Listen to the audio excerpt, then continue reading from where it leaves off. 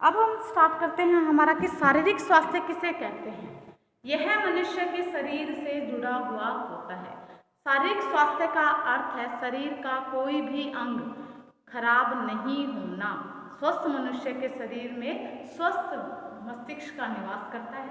अब आप देखते हैं कि कई बार देखते हैं कि अगर मनुष्य के मान लो हाथ में दिक्कत है, हैंडीकैप है, वो उसको दिखाई नहीं देता, उसको सुनाई नहीं देता, वह चल फिर नहीं सकता, वह अच्छी प्रकार से बोल नहीं सकता, तो ये उसके शारीरिक स्वास्थ्य के अंतर्गत आते हैं।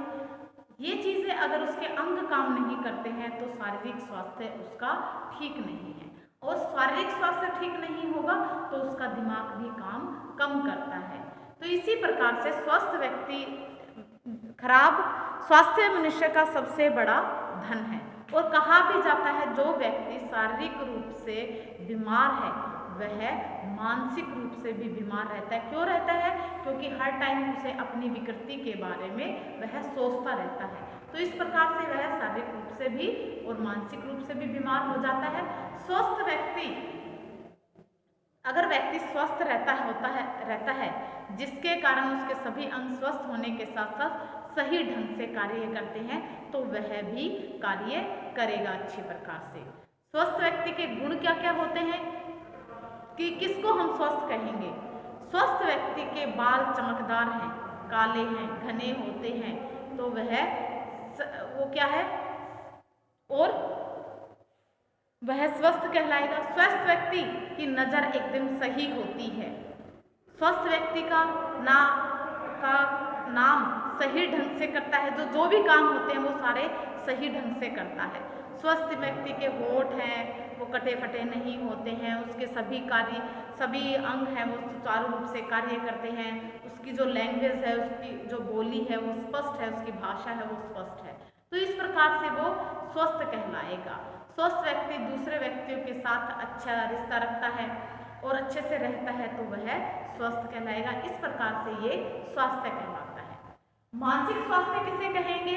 मानसिक स्वास्थ्य का अर्थ है कि व्यक्ति के मन का स्वास्थ्य है वो मानसिक स्वास्थ्य कहलाता है। जब व्यक्ति मानसिक रूप से स्वस्थ होता है तब वह कहीं भी कैसे भी सभी के साथ संतुलन बिठा लेता है, कहीं भी जाए वो एडजस्ट कर लेता है। आप कई बार देखते हैं कुछ लोग ऐसे होते हैं जहाँ भी जाए किसी को नहीं जानते हैं फिर भी वहाँ जाते ही रिश्ते बना लेते हैं, अच्छी प्रकार से एक दूसरे को जानने लग जाते हैं और एक ही दो दिन में ऐसे हो जाते हैं जैसे ये बहुत टाइम से यहाँ रह रहे हैं। लेकिन कुछ लोग ऐसे होते हैं कई दिनों तक रहने के बावजूद भी वो दूसरों के साथ अच्छी प्रकार से घुल मिल नहीं सकते। तो यही क्या है? मानसिक स्वास्थ्य है। जो लोग अच्छी प्रकार से दूसरी जगह एडजस्ट नहीं कर पाते वो मानसिक रूप से स्वस्थ नहीं कहलाते हैं। ऐसे व्यक्ति को गुस्सा कम आता है, वह चिड़चिड़ा नहीं होता है, हंसमुख स्वभाव के होते हैं। ऐसे जो लोग होते हैं वो सभी के साथ प्यार से बोलते हैं, अच्छी प्रकार से रहते हैं। मानसिक रूप से स्वस्थ व्यक्ति अपनी समस्याओं को आसानी से उनका समाधान ढूंढ लेता है। अगर वह किसी समस्या में पड़ जाते हैं तो वो आसानी से बिना झिझक वो उस समस्या का हल ढूंढ लेते हैं। और ऐसे व्यक्ति काफी समझदार भी होते हैं। इन दोनों में सबसे ज़्यादा मानसिक रोगी पाए जाते हैं। अमेरिका में है वो सबसे ज़्यादा मानसिक रोगी पाए जाते हैं, इसलिए सबसे ज़्यादा मानसिक स्वास्थ्य के लिए अमेरिका में काम किया जा रहा है। मानसिक स्वास्थ्य जिस व्यक्ति का जितना अच्छा होता है उसका शारीरिक उसका आध्यात्मिक स्वास्थ्य भी उतना ही अच्छा होता है, क्योंकि मानसिक रूप से स्वस्थ व्यक्ति का शरीर और उसके आध्यात्मिक रूप से ये सारी चीज़ें उसके साथ जुड़ी हुई होती हैं। तो ये होते हैं मानसिक स्वास्थ्य के कि क्या है मानसिक स्वास्थ्य। अब मानसिक स्वास्थ्य है दो प्रकार का होता है, जैसे कि सकारात्मक विचार और नकारात्मक विचार। सकारात्मक विचार वह होते हैं जिसमें व्यक्ति हर टाइम पॉजिटिव सोचता है, उसकी थिंकिंग होती है वो पॉजिटिव होती है। उसको अगर कुछ काम नहीं आता है तो वो क्या करता है उस काम को, ये नहीं है कि मुझे नहीं आता मैं नहीं करूँगा, मेरे से तो होगा ही नहीं, पहले ही वो उस काम को मना नहीं करेगा। वो क्या करेगा, उस काम को करने की कोशिश करेगा।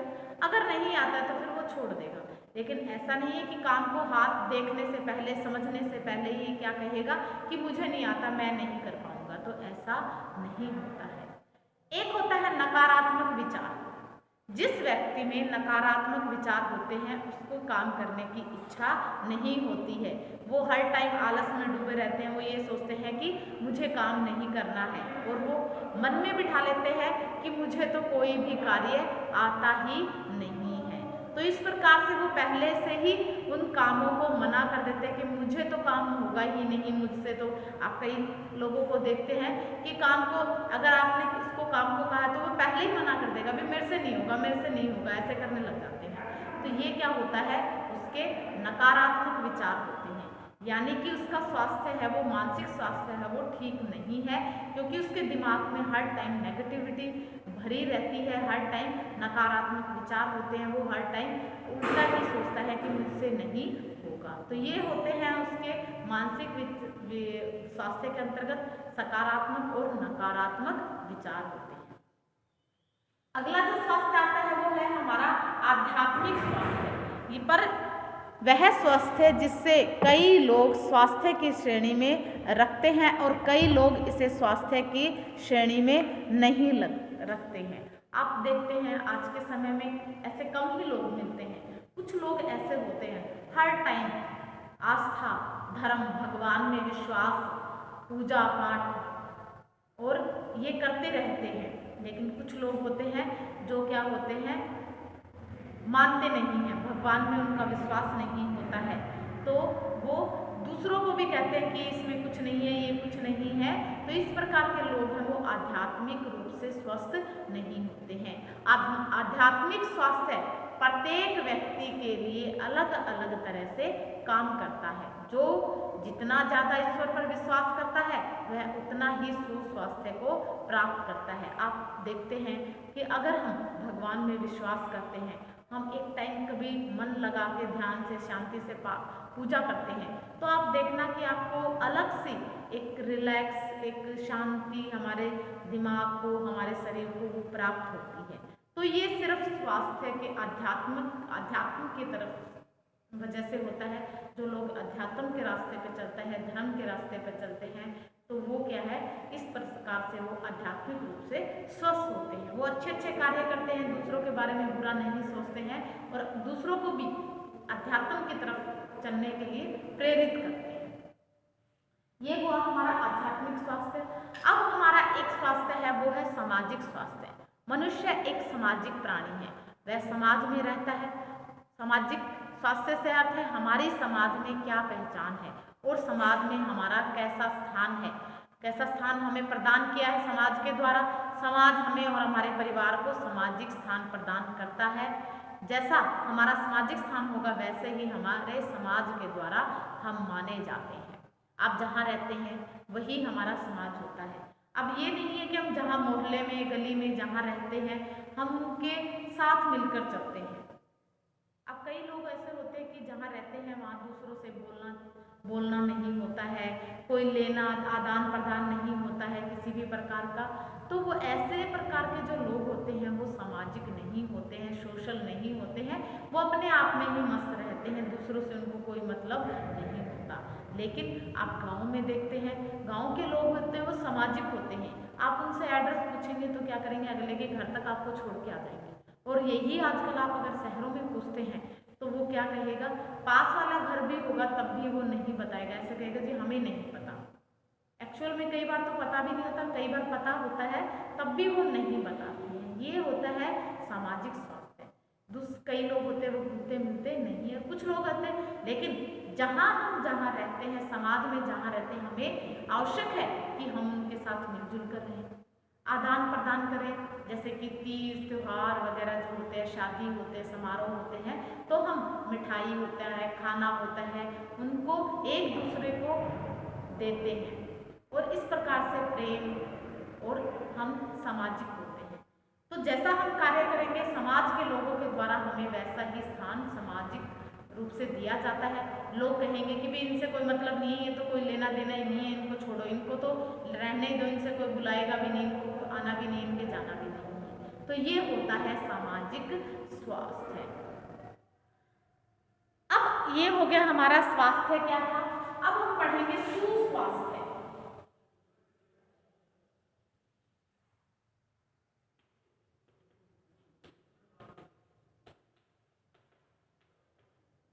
सुस्वास्थ्य के बारे में जानेंगे कि सुस्वास्थ्य क्या होता है।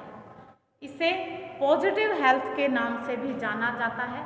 इसका अर्थ है कि सकारात्मक विचार मनुष्य में किस प्रकार से काम करते हैं। जिन लोगों में जितना अधिक सकारात्मक विचार होते हैं वह उतना ही ज़्यादा अपनी ज़िंदगी में आगे बढ़ते हुए चले जाते हैं। पॉजिटिव थिंकिंग जितनी जल्दी होती है, जितनी ज़्यादा होती है, वो उतने ही आगे ऊपर की तरफ बढ़ते हुए चले।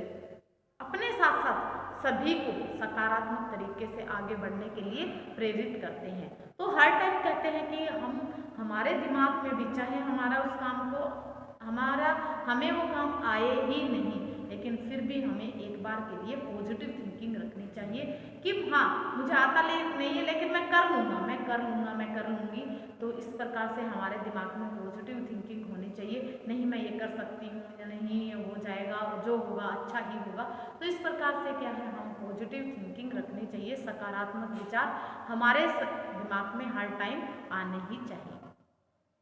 अगर कोई इंसान अगर गलत रास्ते पर चल गया है, उसे कैसे न कैसे समझा बुझाकर प्यार से सही रास्ते पर लाने का प्रयास किया जाता है और उस व्यक्ति में बदलाव भी लाया जाता है। तो ये होता है सुस्वास्थ्य कहलाता है।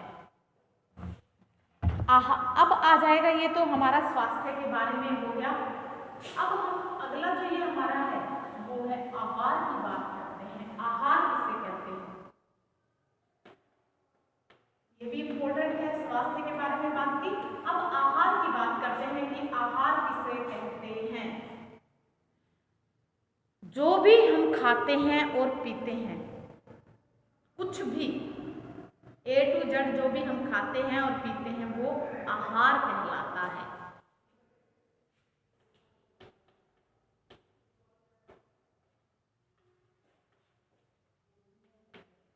खाते और पीते हैं, जो भी हम खाते और पीते हैं वह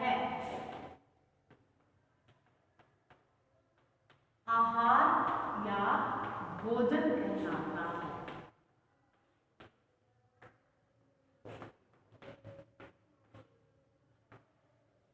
वह आहार या भोजन कहलाता है।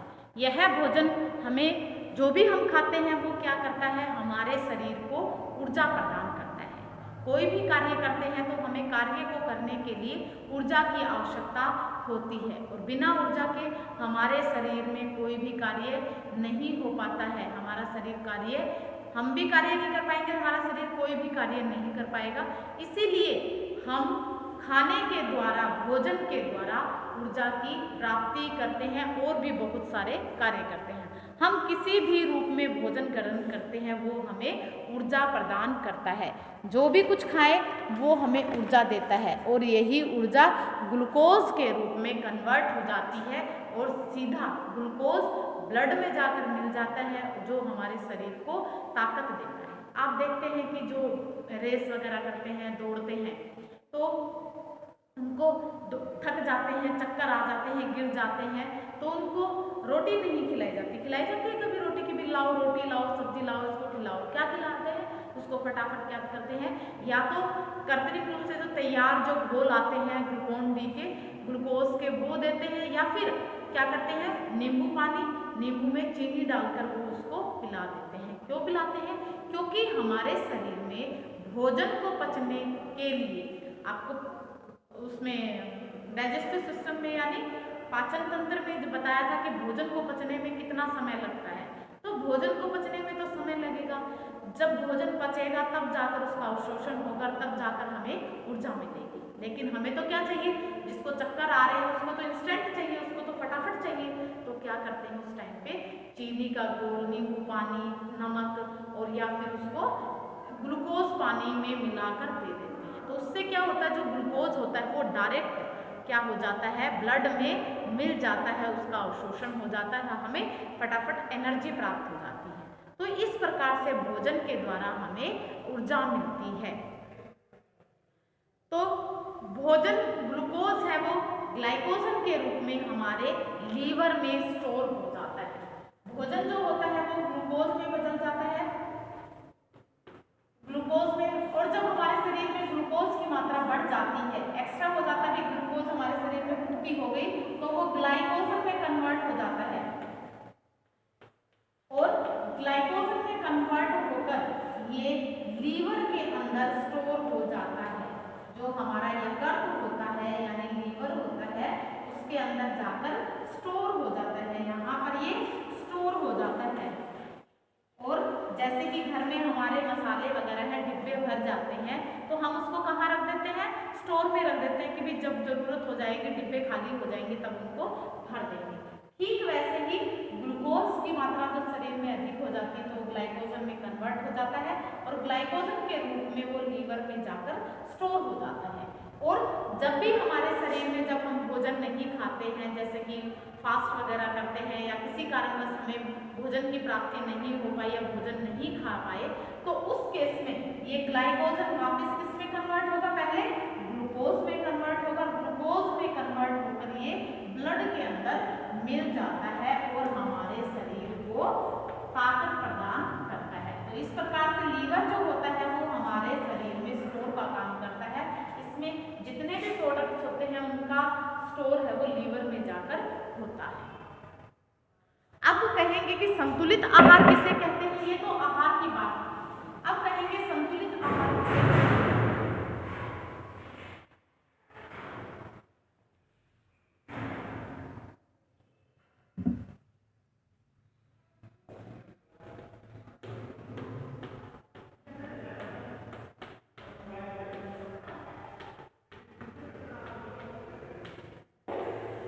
संतुलित आहार किसे कहते हैं?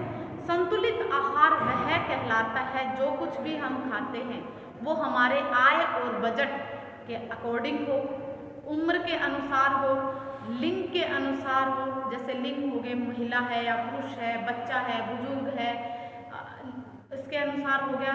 लिंग के अनुसार महिला और पुरुष हो गया। आयु के अनुसार कि छोटा बच्चा है, बुजुर्ग है, वयस्क है, मेहनती है, पत्थरों का काम करता है और या फिर उसके बैठने का काम है। तो इस प्रकार से क्या है, उन सब चीज़ों का ध्यान रखा जाता है। संतुलित आहार वह है व्यक्ति को अपनी उतनी ही ऊर्जा प्रदान करता है जितनी की उसे आवश्यकता होती है। इसे बैलेंस डाइट कहा जाता है। बैलेंस डाइट के नाम से जाना जाता है। यानी जितनी हमारे शरीर में रिक्वायरमेंट है उसी के हिसाब से हमें खाना खाया जाता है। संतुलित आहार का मतलब होगा हमारे भोजन में सभी पौष्टिक तत्वों का संपूर्ण रूप से शामिल होना। अब जैसे कि हमारे भोजन में क्या क्या चीजें होनी चाहिए जो हमारे पौष्टिक तत्व हैं, जैसे कि कार्बोज है, मुख्यतः कार्बोज है, प्रोटीन है, कार्बोज, प्रोटीन, वसा, खनिज लवण,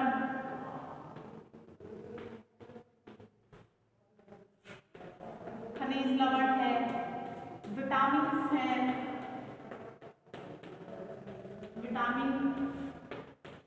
जल, रेशे।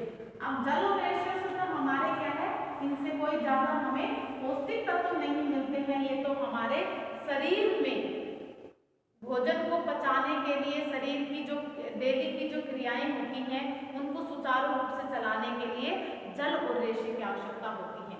हमारे जो भोजन में मुख्य रूप से पौष्टिक तत्व जो होते हैं वो कार्बोज है, प्रोटीन है, वसा, ये तीन मुख्य तत्व होते हैं। इसके अलावा खनिज लवण और विटामिन जो होते हैं इनकी थोड़ी थोड़ी आवश्यकता होती है। तो इन सभी का हमारे आहार में पूर्ण रूप से सम्मिलित होना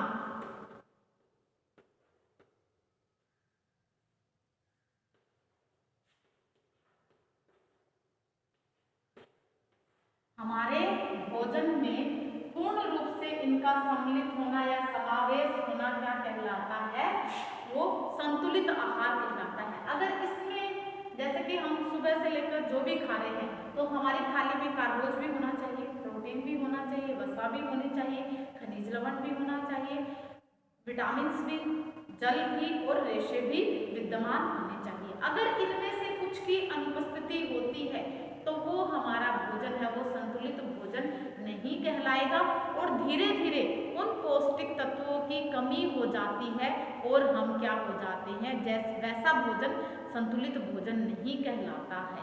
तो संतुलित भोजन किसे कहते हैं, जिस भोजन में ये सभी आवश्यक पौष्टिक तत्व शामिल होते हैं वह भोजन क्या कहलाता है, वो संतुलित आहार कहलाता है। अब इसके बाद में ये छोटे छोटे हैं, इनके डेफिनेशंस कर रहे हैं हम। अब आ जाएगा जैसे कि कुपोषण किसे कहते हैं, कुपोषण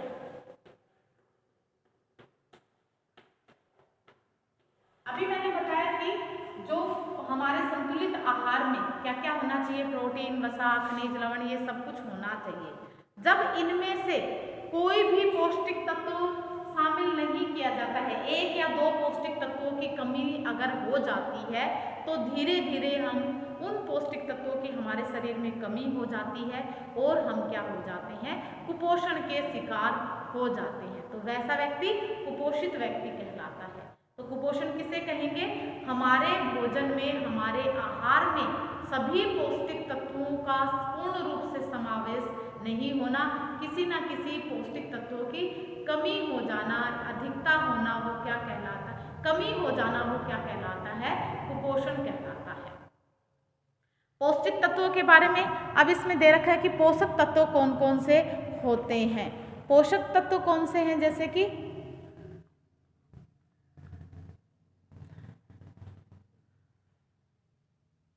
पोषक तत्वों के बारे में अभी मैंने बताया, पोषक तत्व कौन से होते हैं, अभी आपको बताया था, कार्बोज है,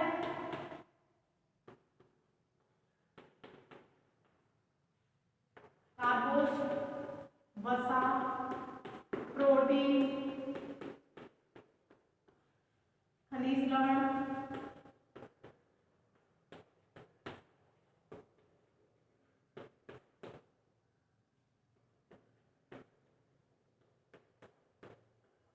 विटामिन इत्यादि, ये हमारे पौष्टिक तत्वों के अंतर्गत आते हैं।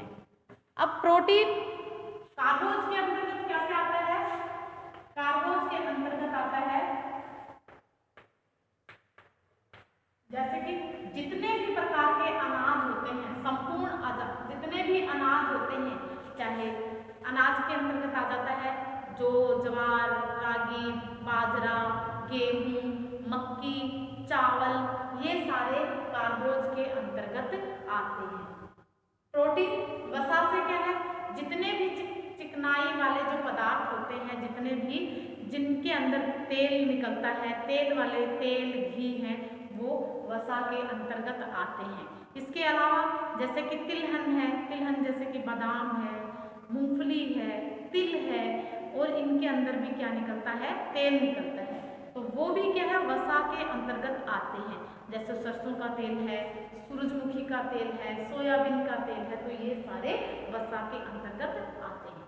प्रोटीन के अंतर्गत क्या क्या आता है, प्रोटीन के अंदर दूध और दूध से बने पदार्थ होते हैं, वो सभी प्रोटीन के अंतर्गत आते हैं। और दालों से भी हमें क्या मिलती है, प्रोटीन की प्राप्ति होती है। खनिज लवण कौन से होते हैं, इनकी हमारे शरीर में थोड़ी थोड़ी आवश्यकता होती है। तो जितनी भी सब्जियां होती हैं, जड़ वाली सब्जियां हैं, पत्ते वाली जो सब्जियां हैं, उनसे हमें, ग्रीन लीफी वेजिटेबल्स हैं, वो इनसे हमें खनिज लवण की प्राप्ति होती है। अब खनिज लवण के अंतर्गत क्या आते हैं, जैसे कैल्शियम है, फास्फोरस है, पोटेशियम है, जिंक है, आयरन है और मैग्नीशियम है, ये सारे क्या है, हमारे सोडियम, ये खनिज लवणों के अंतर्गत आते हैं। तो ये हो गए हमारे खनिज लवण। अब विटामिन कौन से होते हैं, विटामिन हो गए हमारे जैसे कि A, B, C, D, E, K। मुख्यतः ये क्या है, 5 प्रकार के विटामिन्स होते हैं जो हमारे शरीर में आवश्यक होते हैं। ये विटामिन्स होते हैं। अब ये हमें किससे मिलते हैं, जैसे कि फ्रूट्स से मिलते हैं। जितने भी फल होते हैं उनके अंदर विटामिन्स की प्राप्ति होती है और इनके अलावा ये सब्जियों में भी पाए जाते हैं। तो ये हो गई हमारे विटामिन्स की। जल हमारे शरीर में ऐसे कोई भी आपको बताया, सिर्फ शरीर के कार्यों के लिए, शरीर में कर्मानुकुंचन कार्यों के लिए जल की आवश्यकता होती है, रेशों के भी, ताकि रेशों के कारण अगर रेशे नहीं लेंगे तो हमें कॉन्स्टिपेशन हो जाएगी, कब्ज की शिकायत हो जाएगी। तो रेशे भी अतिसारक, भोजन के पाचन के लिए जो हमारे इंटेस्टाइन वगैरह है उनके सफाई के लिए रेशों की आवश्यकता होती है। अब हम इसमें एक सबसे इम्पोर्टेंट है उसकी बात करते हैं कि पोषण की बात की, पौष्टिक तत्वों की बात की, आहार किसे कहते हैं, भोजन किसे कहते हैं, संतुलित आहार किसे कहा जाता है। तो हमने इन सभी की बात की। तो आज के लिए हम इतना ही करेंगे, बाकी कल की क्लास में करेंगे। Okay bye, have a nice day.